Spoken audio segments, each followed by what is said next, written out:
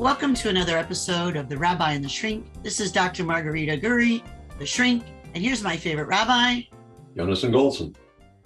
And today's topic is joy. Ode to joy. I can just hear it in the background.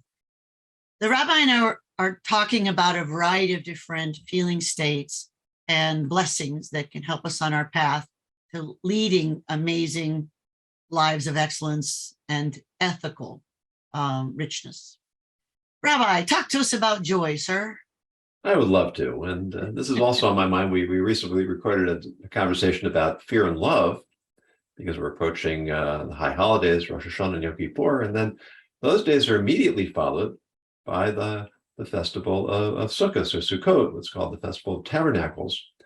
And that is described by the sages as a season of joy. And so it's very much on my mind right now. It's on minds of Jewish people right now. Now, in Hebrew, in biblical Hebrew, there are 8 words that all translate as some form of joy or happiness. And they all relate to some form of growth or progress. And I'll start off by sharing 2 of them. One is the word simcha, which is phonetically related to a root meaning to bud. And another is the word sason, which has the meaning of blossom. So if you think about going out to your garden in the springtime and you look at your rose bush and it's been dormant through the winter and the leaves are starting to come back, and then you see the first bud, and you feel this surge of emotion. This is why you have the rose bush, to produce the flower. Well, the flower is not out yet, but the bud is potential. Joy is the sense of potential that is about to be implemented. So you're about to embark on a journey, on a mission with a purpose. And then as you work your way through that, it blossoms. It comes into being. And as the flower blossoms, that's a different manifestation of joy. You're approaching the fulfillment of your desire, of your purpose, of your mission. Now, what's interesting is that when that mission or purpose is fulfilled, there's this momentary elation of satisfaction, but then it's often followed by a kind of a depression, a letdown. You're reading a really good book, you're watching a really good movie, you're listening to a wonderful song, you get to the end and it's over. Now what? Where do we go from here? So that's not joy. You know, we seek satisfaction, but satisfaction is a double-edged sword. Joy is being involved in reaching and attaining a meaningful purpose that is going to give us satisfaction. And being involved in that process is what is ultimately the source of genuine happiness and joy. So that goes to the heart of a lot of conflict in various researchers and philosophers. And I'll just put out the questions and then we can discuss them. Is happiness a choice? Is joy a choice? Is joy available to everyone, or is it predicated on good deeds or good thoughts? The whole idea of deserving joy and happiness is an issue that has been very controversial. So let's go back to that bud, that potential. Is that bud available to everyone? It is, but not always in the way that we have come to expect it in modern society and Western society. I think our biggest problem is that we conflate happiness and pleasure. Yes, we do. And pleasure is great. You know, ice cream's wonderful. Sensual pleasures are part of life and should be enjoyed. Well, I'm getting dog kisses on my foot right now, so yes. I can't help with that. But there's nothing joyful, because what's the evidence? The same thing we just talked about. You finish the bowl of ice cream. You finish the chocolate bar. You finish the sensual pleasure that you're reveling in. And what do you have? What's left? A great memory and sensation. Yeah, except the sensation doesn't last very long. Oh, but you can recall it. You can, but what all that does is it makes you want more. Yes, it does. Right? And when a person is in a state of joy, there are going to be ups, there are going to be downs. There doesn't have to be a contradiction between joy and pain. Some pains are good, right? I've not personally been through childbirth. I have it on good authority. It's not the most pleasant experience. Oh, it wasn't bad, and it was so exciting. Why do women put themselves in a position, especially when they've been through it once? Why do they put themselves in that position? Because they know that pain is necessary to bring about something that is supremely valuable. It is so worth it. And one of recent rabbis, Rabbi Noah Weinberg, he said, you ask people what's the opposite of pleasure, they say pain. But then you ask them, what's your greatest pleasure? And they say, your children. What's your greatest pain? Your children. It's funny. Universal. They go hand in hand. It's the struggle. And I think even there, again, it's a misunderstanding of the word pleasure, because children are not necessarily pleasurable, but they certainly can bring us joy. Well, and they can be very pleasurable, but nothing's with kids because they're growing up. Of course, it's not a pleasure palace, 100%,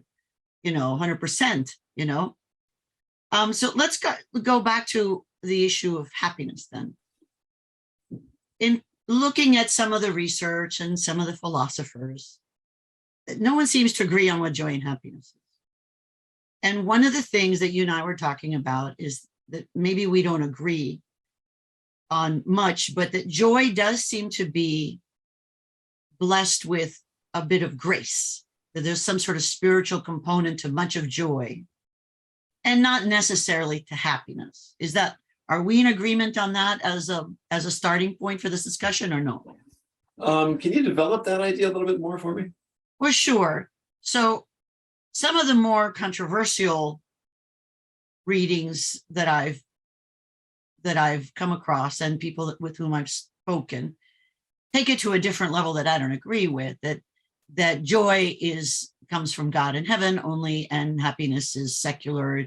It's day to day, and one's internal, one's external. I don't agree with that. My point of view is that I believe, for me, joy could be a happiness that's imbued with grace, some spiritual extras, supersized element of connection, of pleasure, of ecstasy, of whatever. And that's how I see it. Now, I don't know if you agree with that. What do you think, Rabbi? I think there's definitely something to that. I had a guest on my ethics panel, J.C. Glick. He's a former Army Ranger, Lieutenant Colonel. We should have him on the podcast. Oh yeah, let's do at some point. A really, really remarkable fellow. And we got onto this topic, and I explained my formulation of joy and happiness as a function of purpose, and he pushed back. And he said he thinks that's wrong because he said he thinks that people can have misguided purpose. And he felt that joy was really a function of connection. Yes, that's the grace. I agree. Right, exactly. And I said that I didn't disagree with him, that when I say that joy is a function of purpose, one has to have a worthy purpose. And then one is connected to the goal, the ideal, which could be God. And at the same time, one is connected to all those who are engaged in the same purpose, right? Which is what we talked about in the previous segment about love, that sense of connection through common purpose. Yeah. So I don't see that there's an either or there. Certainly, people can make themselves very unhappy by pursuing the wrong goals and the wrong ideals, and engaging in in purposes that are not beneficial to them or to mankind. And yet that is part of happiness, realizing that you're going down the wrong path and getting excited about the failure or the frustration and then switching gears. So even in that misguided effort, I think there's a lot of happiness and joy to find your main purpose or where you need to be to achieve the goals that you thought were good. Maybe rewrite the goals or rewrite the path to those stated goals. Now that requires tremendous emotional maturity. We don't like being wrong. Nope. I have to quote my college professor, Max Bird. He said, "I don't understand why people complain about being disillusioned. I would like to be relieved of my illusions." and even as a college student, I pushed back and I said, "Well, yeah, but that's funny. Who wants that?" we like our illusions. We like. Yeah, I know. I think many of us die on that hill defending an illusion that can no longer be defended. I mean, yeah. And if you've ever had the unpleasant experience of being in an argument and suddenly realizing in the midst of the heated debate, you realize you're wrong. Oh, anyone and then with you children, double down and start arguing harder.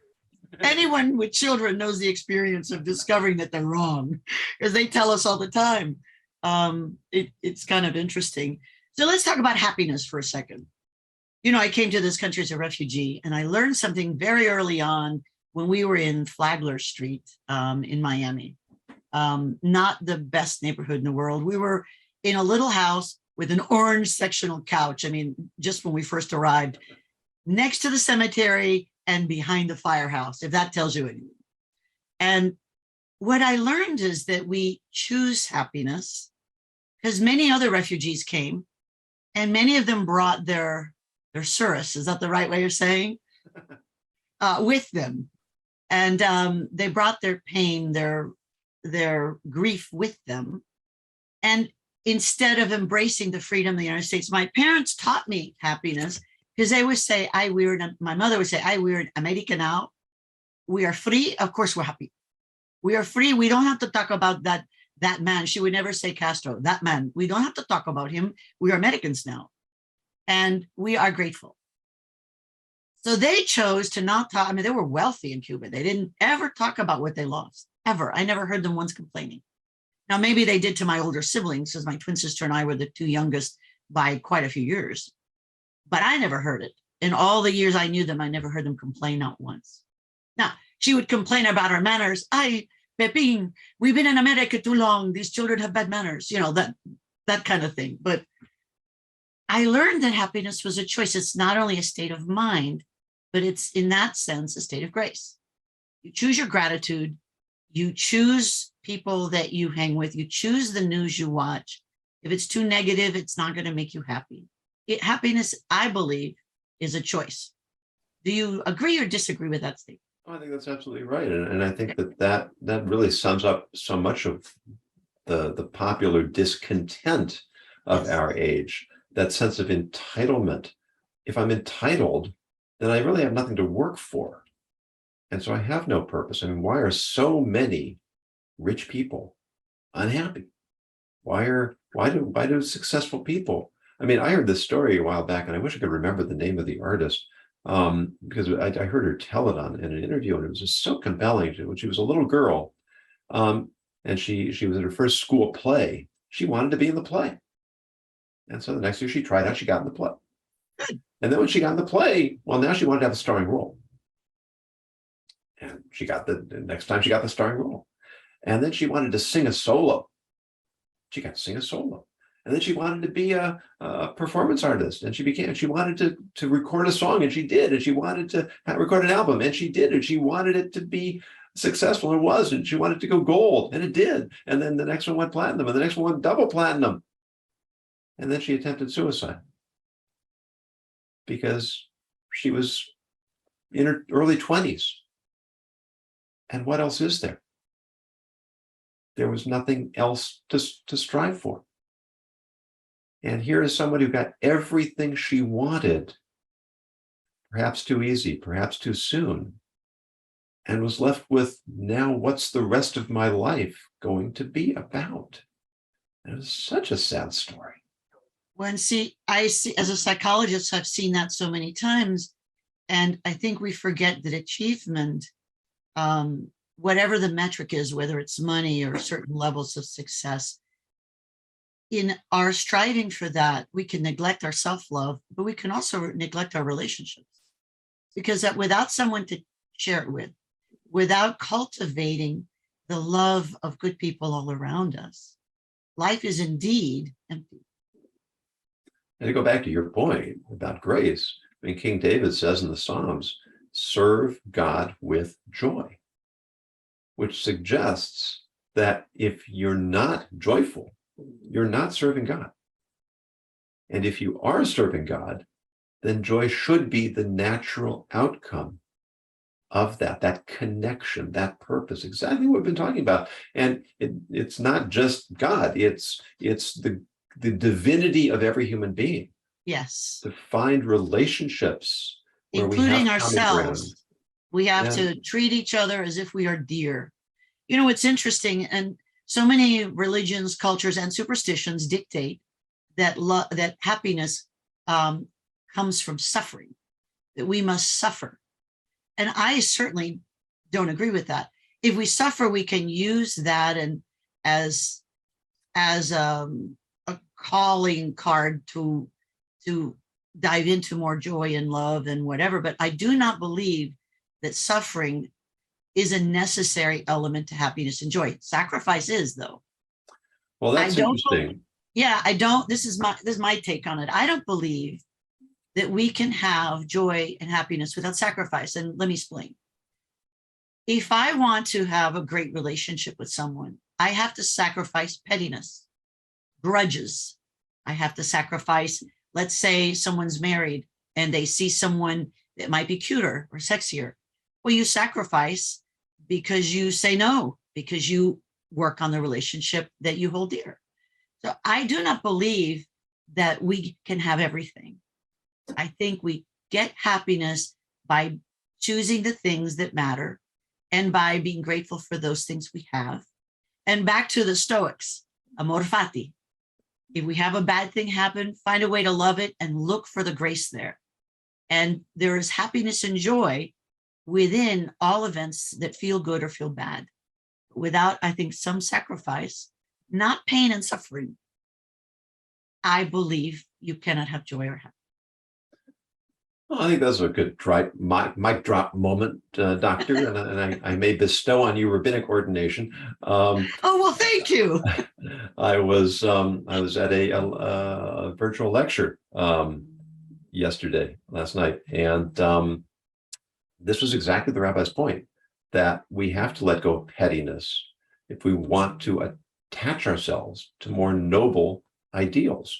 I would tweak it a little bit and say, you know, in the temple in Jerusalem, they would bring offerings of animals on the altar. And it's often translated into English as sacrifices, but that's not really the word that's used. The word for offering shares a root with a word for intimacy.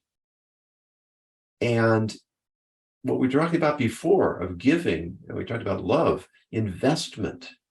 You know, is investing really a sacrifice? It You know, can I'm giving up something now, but I'm not really giving it up. I'm simply channeling it in a direction. I used to tell my students that when I was young, I had two goals in life. I wanted to be a trapeze artist in the circus, and I wanted to be a sumo wrestler. Now, of course, I never really wanted either of things, but I'm making the point, you know, I could choose one or the other if I really wanted it, but I couldn't do both. Nope. Different body types. And maturity is recognizing you can't have everything. And if you try to have everything, I mean, you know, we know dilettantes who've got 27 different degrees and never worked because they just can't narrow down. You have people who can't form intimate relationships because, well, if I commit to this person, that means I can't play the field anymore. I can't, all those other people out there. Right? Well, but that's when they're thinking of love as external to them. You have to have self-love first.